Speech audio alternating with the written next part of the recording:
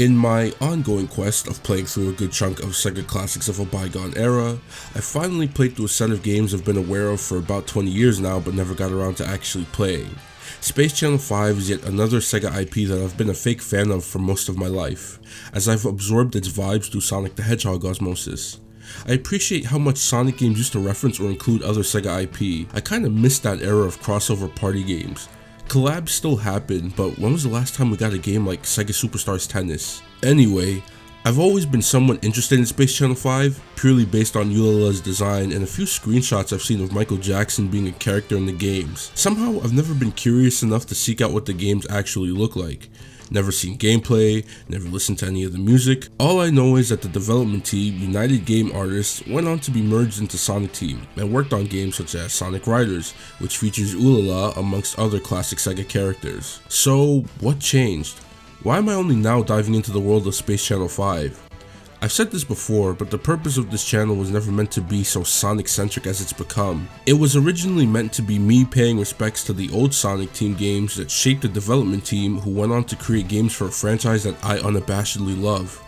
This has expanded a little since then. Not only have I gone back and experienced old non-Sonic Sonic Team games, but now I find myself wanting to see what made other SEGA IPs so beloved, with enduring fan bases and games that are still being made for them to this day, even if it's on fucking VR. Space Channel 5 fits the bill, and it's only a bonus that UGA went on to join Sonic Team, but I want to see what this team was cooking up before the blue blur. It's only right that I take a look at their two most well-known games, the Space Channel 5 duology. Shout out to SEGA Rally Championship fans. Because the Space Channel 5 games are incredibly short, I'm going to review both stories in one segment, same with visuals, music, and gameplay. The story of Space Channel 5 starts with some lore. A child left floating in the suffocating silence of space after a spaceship accident leaves her orphaned. She is saved by an unknown Space Channel 5 worker who we later find out is Jaguar, a space pirate who claims to be the voice of truth. The saved orphan, Ulala, would be inspired by this at the time unknown Space Channel 5 worker, and 10 years later, she finds herself as a reporter for Space Channel 5. With the help of director Fuse, Ulala, alongside her rival Pudding from Space Channel 42, and Jaguar of the pirate radio broadcasting station, uncover the truth behind a sudden invasion of aliens named Morolians who are forcing people to dance and abducting reporters from other channels. As things progress, it's revealed that the Morolians are being brainwashed, and in a shocking twist, Jaguar reveals that the brainwashing signal was coming from Space Channel 5. From this point on, the trio walk in on a meeting between the Morolians and Space Channel 5 CEO Chief Blank, who reveals that he was personally involved in the invasion in order to control what was being reported, purely based for ratings rather than honest journalism. Alongside Michael Jackson aka Space Michael, the trio dance and shoot their way to the roof. Ulala dances against her evil robot reporter clone named Evola and then fights Giant Evola, who has taken Fuse hostage. In the midst of this battle, Pudding, Jaguar, and Ulala are attacked and thrown off beat as the sound system fails. Ulala is saved once again from floating through space by Jaguar, and now backed by an acapella of all the people she saved, Ulala takes down the CEO with the power of friendship and sick dance moves. Space Channel 5 Part 1 ends with everyone dancing to the end of the galaxy. Part 2's storyline takes place sometime after Part 1. Jaguar is ambushed by the Rhythm Rogues and becomes their second in command, named Shadow, after being brainwashed. He attacks a civilian spaceship, and our heroine, Ulala, is at the scene to dance her way to the bottom of what's going on. She eventually encounters Purge, the leader of the Rogues. The Rhythm Rogues kidnap the space president, and Ulala manages to gain the help of the sexy space police and their chief, Pine, to stop the Rogues from forcing people to dance against their will and save the president. Their fight takes them back to Space Channel 5 HQ, as Ulala saves Space Michael, the new CEO of Channel 5, from Shadow, before a long battle against Purge and his dancing mecha, being powered by an unwilling President Peace. Ulala uses the collective energy from everyone she saved in Channel 5 HQ to fire a shot at the mecha, but it's reflected and Fuse inside the broadcasting ship takes the blow, allowing everyone to escape before Space Channel 5 explodes. Ulala, Pine, Space Michael, and Pudding find themselves in Purge's base, enduring one more fight in the Battle of the Bands before Jaguar overcomes Purge's brainwashing and joins the heroes as they face off against Purge. Purge manages to lock Ulala in a one-on-one dance-off, overwhelming her, but Ulala is encouraged to keep going by her friends and people she saved. Ulala manages to rescue the space president, and Purge uses his ballistic groove gun to wipe out everybody. Fuse returns to help Ulala, and she sends Purge blasting off like Team Rocket. Space Channel 5 Part 2 ends with Ulala and everyone else dancing to the end of the galaxy once again. I really enjoyed the stories for these games. On the surface, they're easy to follow and go by in the blink of an eye, but there's tons of lore and background stuff that you can catch just by simply paying attention to the background, like reoccurring characters and musical motifs. I really appreciate how much lore is packed into these two games, and how it's expanded on through two special books that were made, which gives more insight to the characters and world of Space Channel 5. The Gyun book for Part 1 and the Sugoku Sugoi guidebook for Part 2 contains a good bit of info that really adds some interesting context and perspective to the games and their stories. I recommend checking them out. I'll leave a link to the translations for each book in the description below. I love how much the developers at UGA really took their time to craft such a world to an extent that they just had to release extra content that further fleshes things out. It really speaks to the impact Space Channel 5 had on them and on SEGA as a whole, since they're still making games for the IP, as well as releasing music through an anniversary themed album. Yeah, the game was a VR game, but they added new characters, updated old ones, expanded the universe lore, and Hatsune Miku's in it. Anyway, of the two stories, I personally enjoyed Part 1's story more. I find that some sequels, whether they be games or movies, will abandon some of the subtle or explicit messaging of its prequel and lean on the upgraded production to make up for the basic storytelling that doesn't quite hit the same as the first. Space Channel 5 Part 1 has some pretty explicit commentary on the drastic measures that greedy higher-ups of media companies will resort to in order to make more money while pushing false information and propaganda through the news, and how this affects the journalistic integrity of the people working under them, as well as its negative effects on society as a whole. It's not much admittedly, but it's there and pretty in your face as you play through the game. Part 2 doesn't have this. You gotta defeat the evil gang who wants to force people to dance forever. Why do they want to do this? Because they think people are stupid and unhappy. That's it. Nowhere near as engaging as Part 1's story in my opinion, but it was still entertaining as a turn your brain off and vibe kind of story. It's not bad that the story of Part 2 is more basic. It's just something I've noticed in media as I play, watch, and read more stuff. The characters themselves are cool, even if some of them don't get much throughout the game's stories. I liked Pine's introduction and inclusion to the main cast of Part 2 a lot. She sadly doesn't get much after her initial music battle with Ulala though. Fuse as a director in Part 1 is way cooler than he is in Part 2. For one, they changed his voice actor. He goes from having the cool cadence of a laid-back radio host to a 1940s noir radio drama narrator. I don't hate Fuse's VA in Part 2 at all. I think the guy does a decent job, but what did Steak Bentley say in his MGS4 video? Sequel dissonance. I don't have much to say about Jaguar as a character. His lore isn't really given any expansion in the games, which is a little disappointing because finding out that he's the one who saved Ulala and how he left Space Channel 5 soon afterwards, leaving no trace of himself behind to start his space pirate radio broadcast station, could be a whole game by itself, to be honest.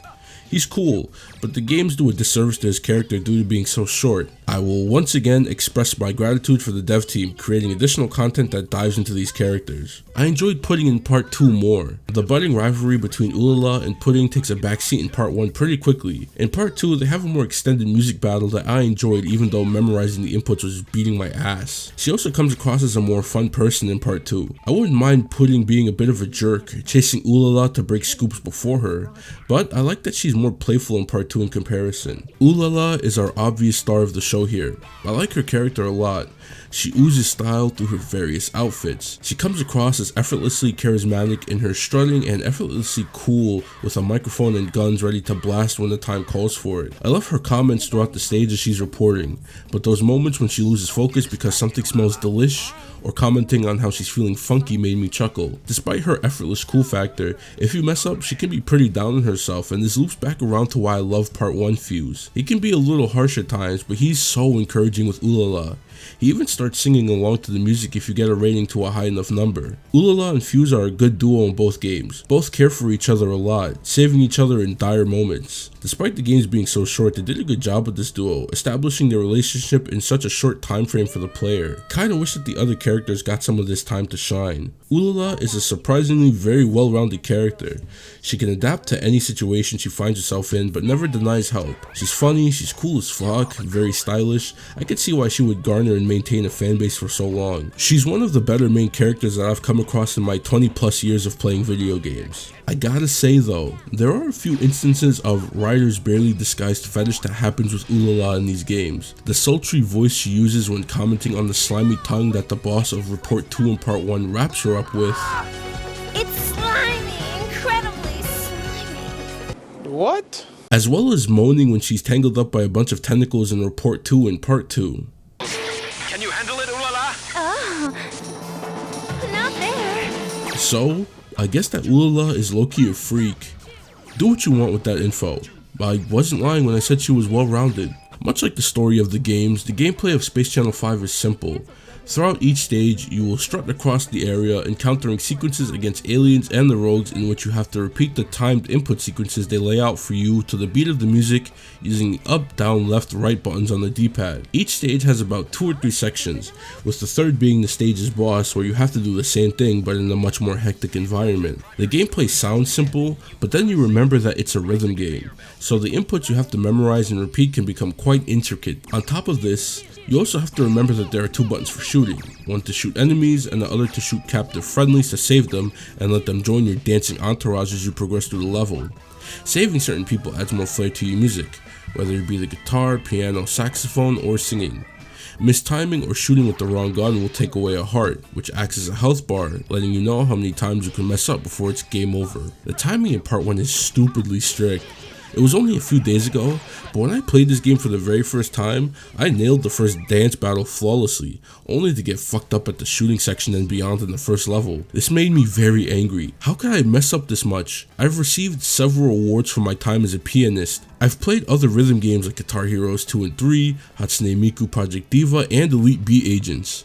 Why was Space Channel 5 owning me like this? I went online and found out that there's some desync issues that can happen with the game's music. So I optimized my PS2 emulator settings and I still found myself having trouble. However, there was one thing that kind of kept me grounded. Tapping my foot along with the beat. I was searching for tips on getting used to the timing and found that other people were tapping their foot along to the beat. This seems like a no-brainer, but it's actually incredibly beneficial to you to always either be tapping your foot or nodding along to the music. You have to be stupidly tuned into the music and also press your inputs just the tiniest little bit ahead of time. The game's timing is still brutal, but you're guaranteed success following these methods. There's no visible spot on the screen meant to convey to the player when and where to time the inputs for perfect performance like in other rhythm games. It's all about feeling here. You can literally play this game blindfolded and still do well. This game is rough, but it makes those moments where you enter flow state and nail a sequence flawlessly or just well enough to make it through all the more rewarding. Facing off against Giant Evola in Part 1 was one of the most demoralizing moments in my gaming life. I spent an hour and a half dying at an early point in the dance battle over and over and over and over again. Recording this section was mentally taxing. I paused a lot to look up if there was some sort of cheese I can exploit or any cheat codes to let me pass through this part. What I found was a cheat code to let the CPU take over, and one guy suggested that I hold the controller upside down so I wouldn't have to worry about the reverse inputs. The reverse inputs weren't the issue though. It was the super strict timing that was killing me. I remember looking over to the cheat code to let the CPU take over multiple times. I can't quite express to you how close I was to breaking. I even gave in at one point and held my controller upside down, but after that brutal half an hour, something just clicked. I found the sweet spot and was able to progress through the boss fight. I was on another plane of existence here. I hope future me does my best with editing here because I paused so many times because I was so overcome with euphoria. From my personal experience, Space Channel 5 Part 1 is a game about patience. You need to have the mental fortitude to keep trying even when it feels like you can't get past certain parts.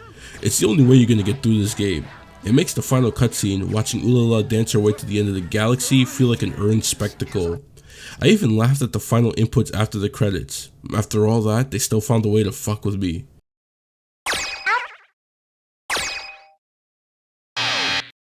On the flip side, Part 2 is much more forgiving when it comes to inputs. I was clearly hitting the buttons way earlier than I needed to and still getting them confirmed. To be fair, I played Part 2 through Xbox 360 emulation, as I had read conflicting opinions on the HD remaster of the game and wanted to experience it for myself. I had no problems with this version of the game at all.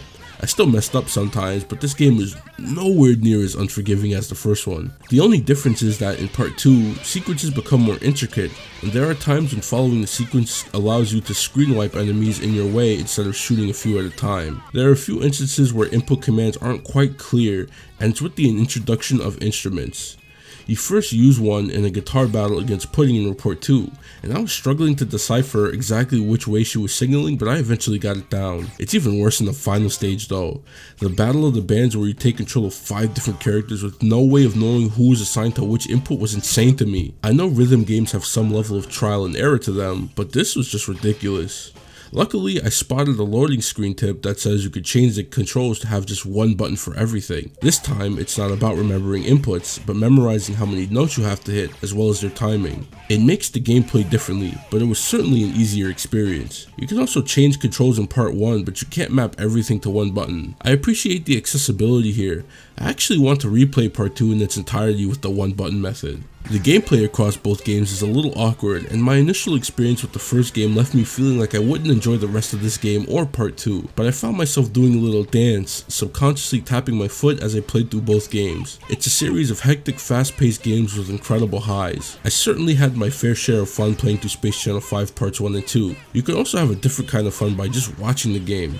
Put that CPU cheat code in, sit back, and take in the visual and musical spectacle that is Space Channel 5. The visual for the Space Channel 5 games look good. Well, mostly. While I do find some amusement in the pre-rendered backgrounds of part 1, it's also a victim to some of that scuff desyncing issue. Part 2 dropped a year later and it had fully modeled stages, so I'm not sure why they didn't just do that the first time. I think it was to mimic the style of backgrounds found in a lot of old music videos that had trippy green screen backgrounds as the music artists were doing whatever, but it's a concept that needed more time to properly iron out the kinks. Space Channel 5 takes heavy inspiration from the culture of the 1960s and 70s. You see it in the designs of the various space stations and spaceships that remind me a lot of the old Jetsons show I used to watch on Boomerang as a kid, as well as Astro Boy. The font of the introduction of Ulala's Swingin report show is damn near one-to-one with 1960s and 70s retro flower and hippie fonts. You hear it in the way Ulala speaks, and her quirky names for viewers that she comes up with at the start of every report. You hear it in the music composed by legendary sonic music composers Kenichi Tokoi and Naofumi Hataya. The big band jazz with a touch of techno to remind you that this is a futuristic setting. I personally see some inklings of Motown records, specifically those music videos of black groups doing synchronized dances to the music as they sung, like the Temptations. Part 2, with its inclusion of instruments, made me draw comparisons to acts like the Jackson 5, as well as Kool and the Gang with its striking visuals. My favorite song from the entire duology is the end credits song from part 2. This Is My Happiness by Danny Ishio. This love song just makes me so damn happy. This one will be in rotation for a long time. I found part 1 trippier than part 2, especially in report 3. I actually had to put the game down for a minute to gather myself since I got a headache playing through that level. Space Channel 5 is certainly one of the most visually stimulating games I've ever seen. I like part 2's more varied, fully modeled levels though. Even some of the abstract stuff was better to look at, but that's just my opinion. I particularly like report 2's level in part 2 the most. The character designs in the game are really good. Well, at least for the women. The men get one colored bodysuits with some accents in a different color. I do love Jaguar's boots though. They remind me of those dumb big red boots people were wearing a few years ago, so his boots made me laugh when I saw them. The women are so visually distinct from each other. Pine is, as advertised, a sexy space policewoman. The use of blue, green, and white looks really good on Pudding. Her braided hairstyle is crazy though. Ulala's design clearly had the most thought put into it. I was aware that Space Channel 5 was meant to appeal to all players, particularly women, but I was unaware of just how much sex appeal Ulala had in these games. Apparently her designers aimed to make her sexual appeal subtle, meaning that the revealing clothing was meant to be shown as normal and not out of place in the future. I'm not so sure that they accomplished this, to be honest. I say this jokingly, of course, because while I've previously described Ulala as cool, charismatic, and confident, she's also an incredibly beautiful woman. The way she walks alone is meant to scream at the player, look how sexy this character we made is. That, alongside the multitude of times in both games where her underwear is so clearly flashed, as well as the few odd hentai-like scenarios Ulala finds herself in, they were about as subtle as Shaq hiding behind a tree with Ulala's sex appeal. I don't have a problem with any of this though. I'm a straight man. I'm not going to complain about playing a game where I get to see a sexy woman bust it wide open on occasion. I'm just laughing at the idea of the developers thinking that any of this was meant to be subtle, even if this subtleness was only meant to exist within the context of the game's universe. With that being said, it's clear that they wanted Ulala to be a memorable character, and she certainly is. She's one of the most complete packages as a main character in media I've ever seen. Looks great, not written horribly at any point, has tons of appeal outside of her games, and her games are a lot of fun. Ulala is a home run on many fronts. Apparently SEGA wanted this character to be a home run with audiences outside of Space Channel 5, and I think she still is to this day. She's featured in so many games outside of her own, and I see a bunch of fan art and people cosplaying the character all the time. They put so much time into perfecting Ulala's design, and it's resulted in one of the most iconic characters in gaming history. Ulala manages to stand out in a series of games that are already so visually distinct from any other game I've played. I feel like I say that a lot when it comes to these 90s and early 2000s SEGA games, but I'm not lying every time I say it. These games are either some of the most beautiful I've ever seen, or so different from what I normally see that forgetting about them is impossible. Space Channel 5 fits the bill and then some. From head to toe, the Space Channel 5 duology is a good set of games. They have everything, mostly good gameplay, fun and interesting visuals, great music, fun characters, fun stories. What else could you want? If you're looking for something different to play in this slog of the modern gaming landscape, do yourself a favor and look to the past and experience this futuristic space rhythm game that was crafted with tons of love, detail, and effort. Space Channel 5 may have not sold well when it initially came out, but that hasn't stopped SEGA and their numerous development teams from including references inside their own games. Space Channel 5 definitely has its own lasting effect on the cultural landscape, and even if you find yourself the least bit curious about it, dive right in. Your patience will be tested, but you will be rewarded with a fun experience that will leave a mark on you. I found myself repeating sequences while listening to music, tapping my fingers as if I was still playing Space Channel 5. I may have a problem, considering that both games only took me a grand total of 4 hours to complete. The fact that it left that much of a mark on me is saying something. If that doesn't convince you, then what will? Oh, you could play as Michael Jackson or Space Michael in Part 2.